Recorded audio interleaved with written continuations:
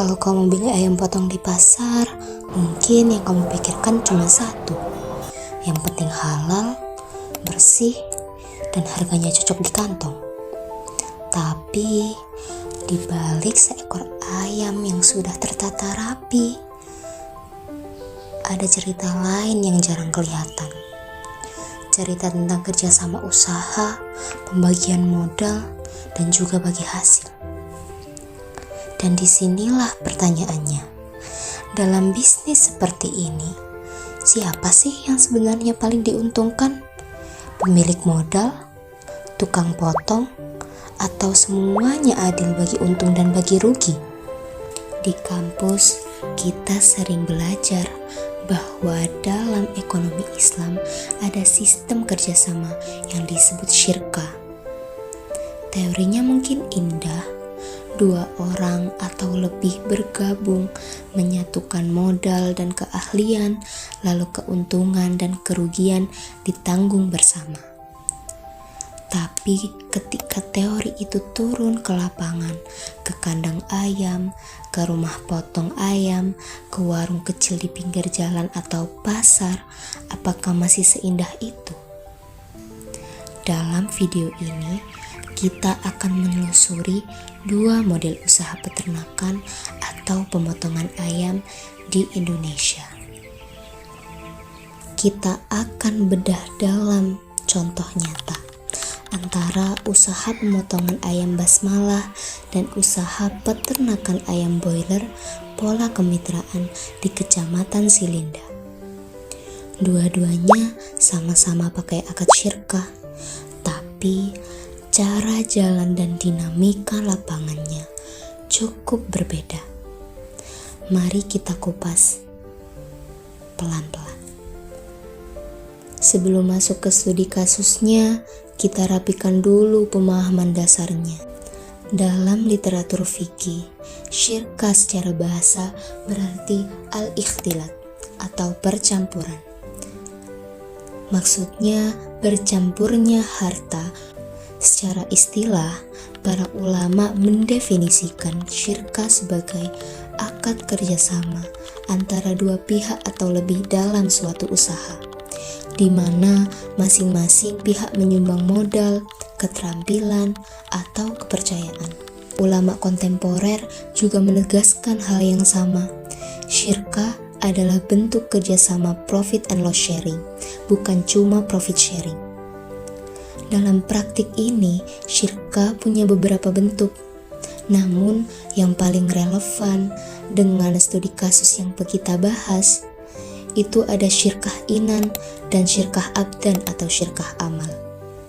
Syirkah inan ini maksudnya kerjasama 2 orang atau lebih, modal bisa berbeda-beda, masing-masing boleh ikut mengelola dan keuntungan dibagi menurut kesepakatan. Yang selanjutnya ada syirkah abdan atau syirkah amal. Beberapa orang bekerja sama, yang disatukan bukan uang, tapi keahlian dan tenaga. Lalu mereka berbagi hasil dari jasa atau pekerjaan itu. Namun, terkadang dalam praktik modern, syirkah ini bercampur dengan pola mudharabah. Yang jelas, apapun bentuknya, ada 3 prinsip yang tidak boleh menghilang. Yang pertama, transparansi. Semuanya jelas sejak awal. Modalnya siapa, yang bekerja siapa, bagi hasilnya bagaimana. Yang kedua, kejujuran dan amanah. Tidak ada yang menyembunyikan data penjualan atau biaya. Yang ketiga, keadilan. Tidak boleh ada yang cuma kebagian rugi tanpa pernah ikut menikmati keuntungan. Dalam kesepakatan awal, keempat mitra di basmalah memutuskan keuntungan bersih yang diperoleh dalam satu periode akan dibagi sama rata, yakni masing-masing 25%. Tidak ada gaji bulanan tetap, mereka semua bekerja dengan sistem bagi hasil. Salah satu dari mereka yang bernama Ashari menjelaskan bahwa ia bekerja sebagai pengelola modal dan marketing tanpa gaji, dan juga hanya mengandalkan hak bagi hasil. Ia juga boleh mengambil bagi hasil cicilan untuk kebutuhan sehari-hari, dan nanti di akhir periode perhitungan, total yang sudah diambil akan dikurangkan dari haknya. Yang menarik, semua pihak yang menyatakan bahwa tidak ada yang merasa dirugikan dengan skema seperti ini. Mengapa bisa begitu? Yang pertama, perannya jelas dan kontribusinya juga jelas. Orang yang menaruh uang, orang yang memotong ayam, dan orang yang mengelola pemasaran semuanya tahu dan menerima peran masing-masing. Yang kedua, bagi hasil disepakati sejak awal. Tidak ada perubahan sepihak di tengah jalan. Yang ketiga, resiko ikut dibagi. Kasus kedua berasal dari Kecamatan Silinda, Kabupaten Deli Serdang, yang diteliti di Jurnal Ekonomi Kawan tahun 2023. Di sini, pola kerjanya agak beda dengan Basmalah.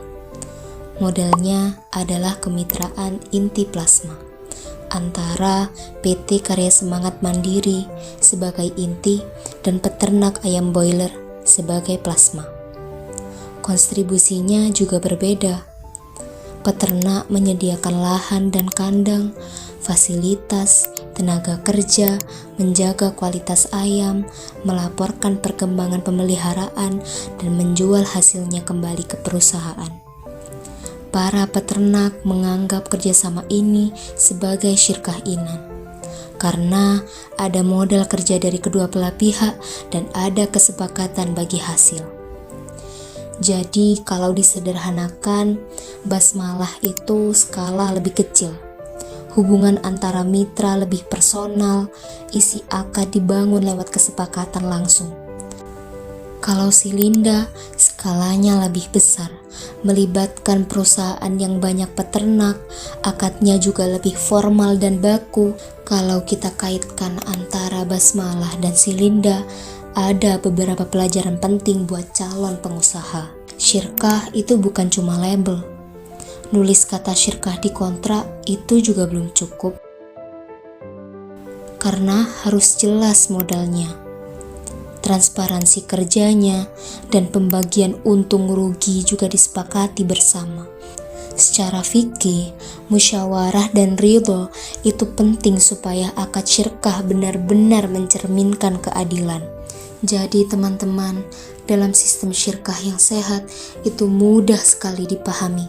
Ketika kedua belah pihak mau menikmati keuntungan secara bersamaan, juga harus siap memikul kerugian. Karena disitulah perbedaan mendasar antara kerjasama yang hanya islami di atas kertas dengan syirkah sejati yang sungguh-sungguh menghadirkan keadilan dan juga keberkahan.